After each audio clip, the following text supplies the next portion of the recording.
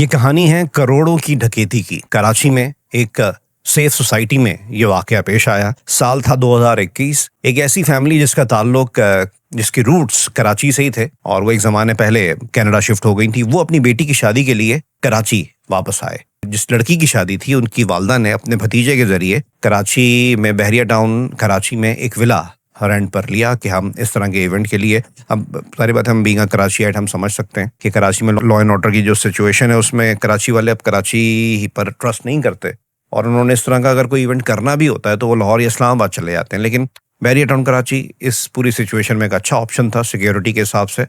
तो उन खातून ने अपनी बेटी की शादी के लिए बहरिया टाउन कराची को चूज़ किया और अपने भतीजे के ज़रिए वहाँ पे एक विला रेंट पर लिया। कराची वो फैमिली पहुंची, भतीजा उनको रिसीव करने पहुंचा। वहाँ पे बड़ा वो लाडला था, सारे इंतजाम वो देख रहा था। आपको पता है हर फैमिली में इस तरह के कुछ चंद लड़के होते हैं जो सारी चीज़ों पे जिन पे लोग ट्रस्ट कर पाते हैं और वो निभा भी जाते हैं वो चीज़ें।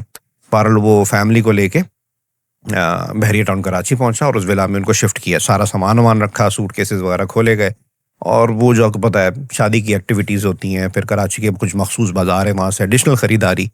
तो ऐसी किसी ख़रीदारी के लिए वो फैमिली चंद दिनों बाद, कराची शिफ्ट होने के चंद दिनों बाद शहर की तरफ गई और जब वापस आई तो उनको अंदाज़ा हुआ कि घर में डकैती हो चुकी है। करोड़ों रुपए की डकैती थी और वो किस तरह थी कि लड़की का सोना, जिसकी शादी थी उसका सोना, फिर बाकी जो खातून का अपना सोना, बाकी मामला, फिर उनके जो करेंसी थी यूरो, कैनेडियन डॉलर्स, ये सब मिल मिला के उस वक्त का अगर रेट लगाया जाए 2021 का ये वाकया है तो तकरीबन 2.5-3 करोड़ रुपए की ये डकैती थी। फिर बहरिया सिक्योरिटी को कॉल की गई, बहरिया सिक्योरिटी ने अपनी तरफ से सारी चीज़ें देखी। फिर पुलिस आई और वो खातून बात ज़ाहिर बात है हर बंदे का बनता है, वो जज्बाती होता है, बड़ा वैलिड रीज़न है कि भाई इतना बड़ा ये वबाल हो गया एक तरीके से। और उन्होंने कहा कि भाई मैं तो मलिक रियाज और अली रियाज को क्लेम करूंगी, इनका सेफ सिटी का नारा था, इनके एश्योरेंसेस पे तो हम यहाँ पर आए थे। अच्छा, मैं भी बीइंग अ कराचीआइट और फिर being a resident of Bahria town Karachi, इस चीज़ को मानता हूँ कि वाकई में बहरिया टाउन की सिक्योरिटी, एनवायरनमेंट, सफाई सुथराई बहुत ही कराची के हिसाब से बहुत ही डिफरेंट है और बहुत काबिल एतमाद है। बहरहाल अब इनके साथ तो ये मिसहैप हो गया था। पुलिस आई। अच्छा, इन खातून का मैं उनका शनाख्त ज़ाहिर नहीं कर रहा, लेकिन खातून के एक करीबी रिश्तेदार सिंध पुलिस में एक आला तरीन ओहदे पर थे, तो उन तक भी ये बात गई। तो पुलिस, एक तो डकैती बहुत बड़ी, पर से बहरिया की सिक्योरिटी उसको इन्वेस्टिगेट कर रही थी। फिर पुलिस पहुंची, फॉरेंसिक टीम्स आई, पुलिस ने फिर उस घर के जो मुलाजमीन थे उनको साथ लेकर गई, उनसे इंटरोगेशन की। फिर जो फिंगरप्रिंट्स थे फॉरेंसिक टीम्स ने वो लिए। इतना कुछ करने के बाद तो काफ़ी चीज़ें चलती रहीं, काफ़ी दिनों तक ये मामला चलते रहे, लेकिन कोई हल नहीं निकला। मुलाजमीन क्लियर थे। जो फॉरेंसिक टीम थी वो साइंसी तरीक़ों से कल्प्रिट का पता नहीं लगा पाई। सादगी से फिर शादी की तकरीब हुई और बहरिया टाउन सिक्योरिटी के लोग, फिर पुलिस, जो इलाका पुलिस थी, वो काफ़ी देर बाद एक बंदा शर्मिंदगी फील करता है कि यार हमारी इज्जत स्टेक पे लगी हुई है, इतनी बड़ी डकैती हुई और हम लोग इतनी एक्सटेंसिव इन्वेस्टिगेशन के बावजूद असल जो चोर है, जो डकैत है, उसको पकड़ नहीं सके। अब इन्होंने वापस जाना था कनाडा, तो वापस जाने से पहले उन्होंने भतीजे से दोबारा कहा कि भाई मैंने कुछ चीज़ें लेनी होगी। उन्होंने कुछ ऐसी चीज़ थी कि मुझे मनी एक्सचेंज ले चलो, मेरे पास कुछ करेंसी है, मैंने चेंज करनी है, मुझे नहीं पता उसका यूजेज क्या था। उन्होंने वो पाकिस्तान से कुछ चीज़ें ख़रीदनी थी, कनाडा ले जानी थी, तो वो करेंसी एक्सचेंज करनी थी, ये क्या वजूहात थी। तो उनका भतीजा आया और बड़ा हेल्पफुल था उनके लिए। वो उनको लेकर कराची में सिटी की तरफ गया। वहाँ पे वो खातून उतरी, उनका बेटा भी उनके साथ था और उन्होंने जाके मनी एक्सचेंज से करेंसी एक्सचेंज की और वो आके गाड़ी में बैठने लगे तो पीछे से स्नैचर्स आ गए और उन्होंने गन रख दिए उन लोगों पर। जितनी करेंसी एक्सचेंज होने के बाद जो उनके पास थी, जो भी माल था, वो लेके वहाँ से फरार हो गए। जो तमाम लोग थे वो फिर इन्वॉल्व हुए। उन्होंने देखा कि भाई पहले इतना बड़ा मिसहैप हो गया था और अब ये एक बड़ी कहानी हो गई। मुतल्लिका थाने में रिपोर्ट दर्ज करवाई गई। अब ये एक टर्निंग पॉइंट था, गो के एक बहुत बड़ा मिसहैप था। वापस वो लोग आए बहरिया अपने घर में, तो बहरिया सिक्योरिटी भी किस मुंह से जाए कि पहले वाला केस ही सॉल्व नहीं हुआ। खैर, ये तो शहर में हुआ था। अब जो मैंने आपको बताया था ना, एक आला रैंक के ऑफिसर इन खातून के रिश्तेदार थे, उन तक जब ये बात गई तो उन्होंने वो, उनके दिमाग में चीज़ आई होगी, क्योंकि आपको पता है शहर में अगर बिलफर्ज किसी के घर में कोई इंसिडेंट हुआ, अगर वहाँ सीसीटीवी नहीं भी है तो अगर टाइम का पता है तो जी वो मस्जिद में सीसीटीवी लगी हुई थी, फलानी जगह लगी हुई थी, पूरा रूट आप ट्रैक कर सकते हैं। पुलिस ने अब यहाँ पे काम शुरू कर दिया क्योंकि सेंटर ऑफ द सिटी ये काम हुआ। पुलिस ने किसी तरीके से कर करा के जी क्या टाइमिंग थी, वो लड़के वगैरह ट्रेस किए, उनकी बाइक का नंबर निकल आया, उनको अरेस्ट किया गया। और उन लड़कों ने ही एक बड़ी ही हैरानकुन बात बताई।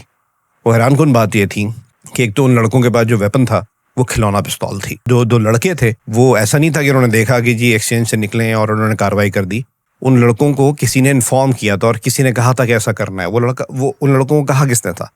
वो उन खातून का भतीजा था जिसने पूरा एयरपोर्ट से उनको पिक किया, फिर बहरिया में विला किराए पे लिया, फिर बाकी सारी चीज़ें की। वो उन खातून का भतीजा था असल में जिसने स्नैचर्स को लाइन अप किया था। भतीजे को फिर इंटेरोगेट किया गया, गिरफ्तार किया गया। फिर आपको पता है जो तरीक़ेकार होता है। तो फिर उसने और भी बहुत सी चीज़ें कबूली। जो उसने मज़ीद चीज़ें कबूली उसमें हैरानकुन तौर पे, हैरानकुन नहीं यानी ये बात है, पुलिस समझ गई थी तो पुलिस ने कार्रवाई की। असल में जो घर में डकैती हुई थी करोड़ों रुपए की, वो भी उसी ने की थी। जब ये लोग शहर की तरफ गए थे उस दिन, जब ये डकैती हुई शादी से पहले, तो ये घर पर ही था। और क्योंकि इसने एयरपोर्ट से पिक किया, घर पे शिफ्ट किया, तो उसको एक एक चीज़ पता थी कहाँ पर क्या रखा हुआ है। और मुलाजमीन भी उस वक्त घर पर नहीं थे। इसने बड़े आसानी से तरीक़ेकार से तमाम चीज़ें, सोना, करेंसी वगैरह सब उठाई और वहाँ से गायब कर दी। तो असल में घर में डकैती भी इनके भतीजे ने मारी थी। जो स्नैचर्स थे वो भी उसी के लाइन अप किए हुए थे। अगर ये लालच नहीं करता और अगर वो करेंसी एक्सचेंज वाला ये स्टंट नहीं करता, हवस हो जाती ना इंसान को, तो ये पकड़ा भी नहीं जाता। बड़े मज़े की बात बताऊँ, 80-90% रिकवरी माल की हुई थी। ये लोग बेचना चाह रहे थे, चीज़ें कर रहे थे, लेकिन वो बेच नहीं पाए थे। जो पहली डकैती का सामान था और अभी जो करेंसी थी, सारे मामला 80-90% या इससे भी ज़्यादा रिकवरी हुई थी। अब इसमें 2-3 सबक हैं। सबसे पहला सबक तो ये कि भाई करीबी रिश्तों पे आप अगर एतमाद कर रहे हैं कीजिए, लेकिन आंखें खुली रखिए, अंधा एतमाद किसी पर ना करें।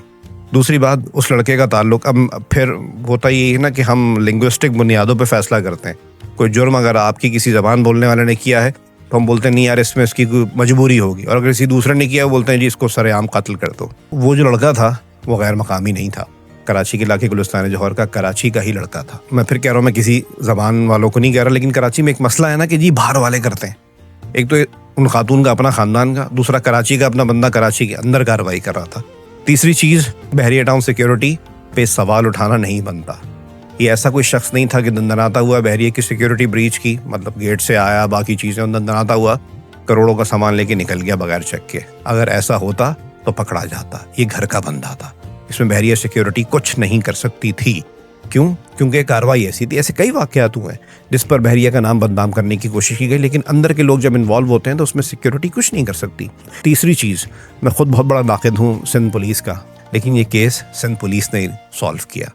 तो बहरहाल इस वाक़े में बहुत से मैसेजेस पिन्हा हैं। आपको क्या फीलर आया, आप भी प्लीज़ कमेंट में शेयर कीजिएगा। और मेरी किसी भी बात, किसी भी जुमले से, किसी भी लफ्ज़ से आपकी दिल आज़ारी हुई हो, मैं आपसे तहे दिल से माज़रत चाहता हूँ। बहुत शुक्रिया।